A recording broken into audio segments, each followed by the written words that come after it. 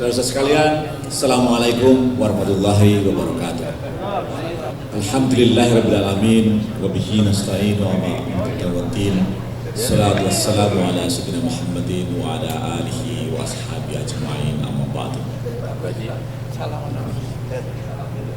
Pertama-tama kita memanjatkan syukur kehadirat Allah SWT yang hari ini memberi karunia kepada kita tak terhingga, sehingga kita bisa berkumpul dalam rangka mengikuti rapat kerja nasional pertama Gema Matla'ul Anwar periode 2023-2024. Selanjutnya saya merasa berterima kasih dan berbahagia untuk bisa berpartisipasi dalam rapat kerja nasional ini mewakili Bapak Rektor UIN Syarif Hidayatullah Jakarta, Pak Asef Sabin Jahar, yang sangat kebetulan hari ini harus pergi keluar kota mengikuti sejumlah rapat di Kementerian Agama.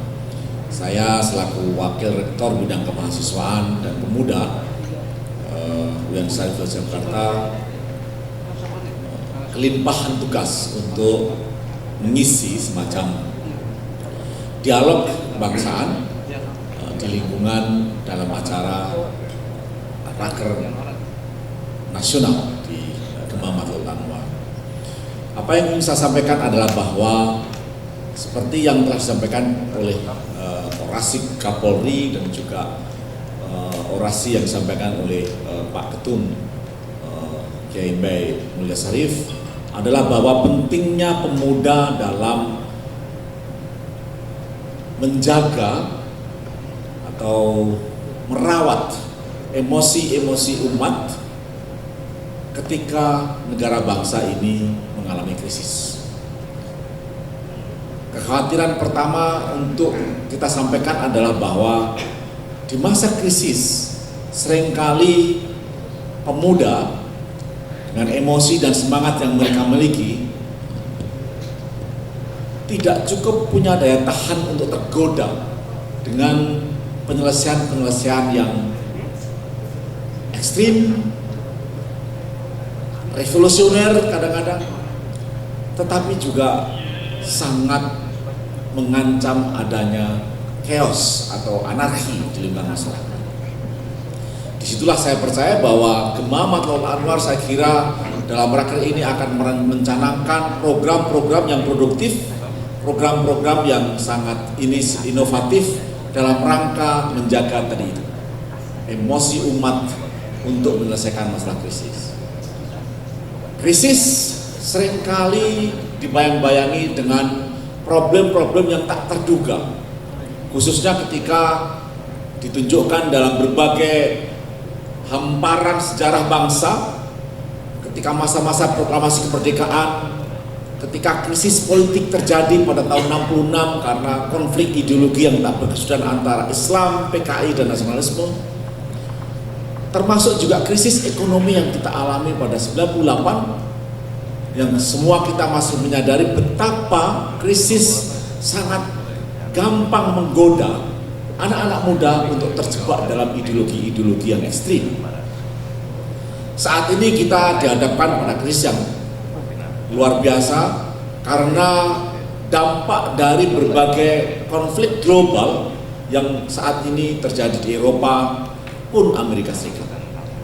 Efek dari krisis tentu saja tidak hanya sebatas ekonomi, tetapi juga kemampuan pemerintah untuk mencari semacam strategi bila saja globalisasi yang sedang terjadi ini atau konflik global yang sedang terjadi ini melahirkan semacam polarisasi, harus memilih antara misalnya blok A dan blok B.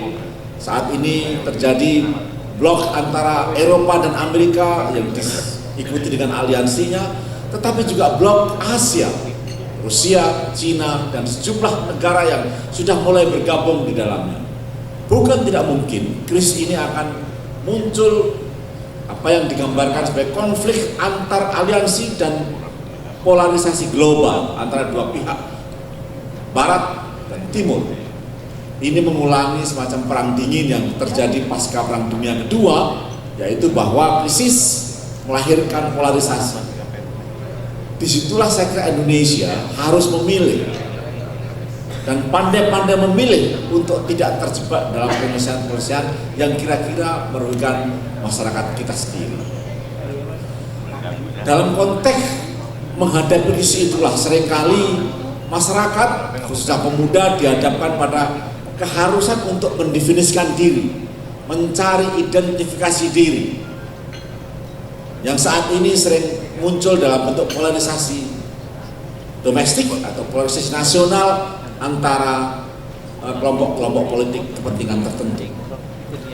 Pada 2014 kita dihadapkan pada polarisasi antar peserta atau katakanlah kontestan dalam pemilihan presiden, yakni Presiden Jokowi dan calon Presiden Jokowi waktu itu dan Presiden Prabowo, yang saya kira penting untuk kita sikapi karena polarisasi pemilu bisa berujung pada konflik identitas yang tak berkesudahan. Konflik 2014 berjalan terus dan akhirnya meledak dalam konflik polarisasi identitas pada Pilkada DKI yang sangat kebetulan juga melibatkan dua kontestan pemilihan gubernur saat itu antara Ahok dan Anies Baswedan.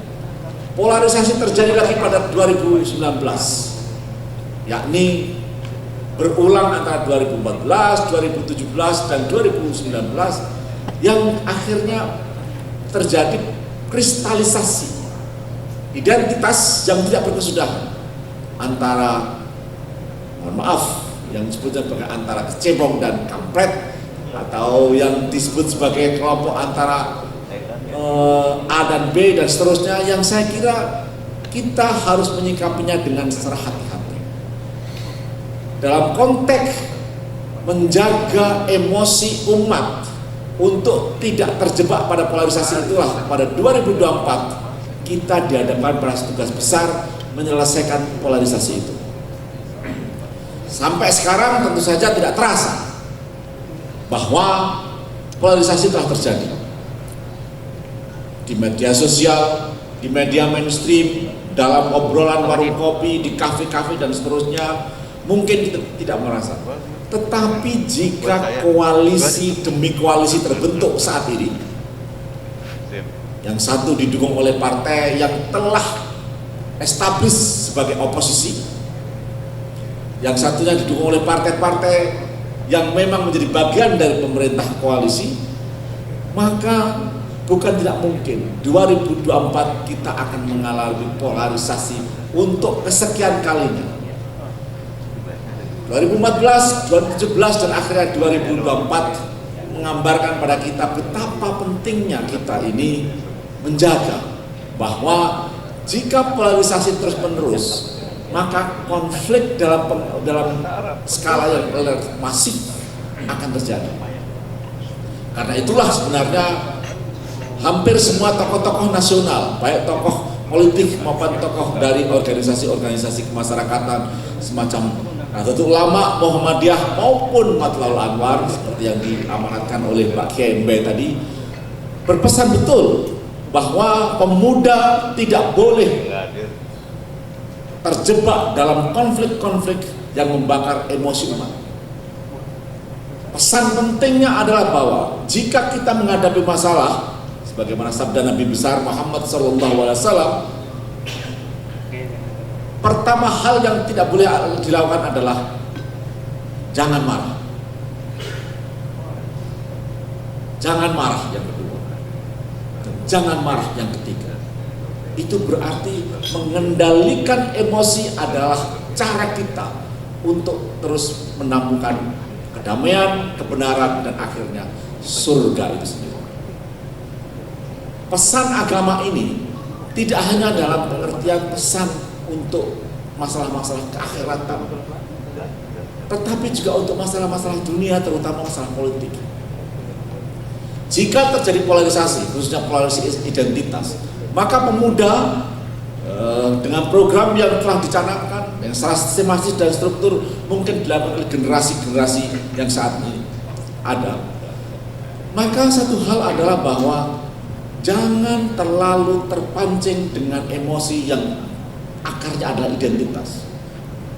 Karena itulah Bapak Presiden maupun juga ketua-ketua organisasi masyarakat seperti NU dan Muhammadiyah berpesan betul, hindari konflik yang berakar pada masa identitas. Hindari ketegangan yang bernuansa identitas. Mengapa? Begini, identitas selalu bersifat primordial. Orang dinilai karena asalnya. Identitas selalu bersifat etnis, ras, kedaerahan, dari mana kita berasal dan seterusnya. Disitulah berbahayanya. Mengapa? Karena identitas jika dipicu oleh satu masalah penghinaan atau ujaran kebencian, gampang sekali orang tersulut. Khususnya jika identitas tadi itu berpadu dengan kecanggihan teknologi, yakni media sosial sekarang ini.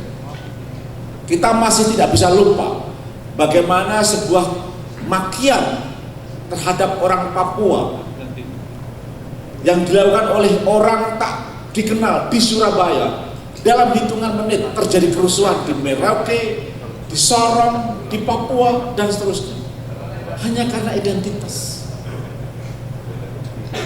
Kita masih tidak bisa lupa bagaimana identitas keislaman yang diviralkan di media sosial sanggup memicu kerusuhan di Ujung Pandang, di Banten, di Pekalongan, mungkin di Solo dan seterusnya. Karena identitas bersifat bawaan. Orang tidak bisa lagi membela diri apabila dia dihina dari mana asalnya, apa sukunya, termasuk ajaran agamanya. Disitulah kita harus hati-hati untuk menyikapi berbagai mobilisasi identitas yang mungkin saja terjadi dalam pemilu 2024 tadi itu. Karena itu Gema Matlaul Awalan sudah semestinya mencanangkan program yang tidak semata-mata berbasis pada identitas, tapi berbasis pada upaya-upaya untuk perubahan masyarakat yang bersifat berperadaban.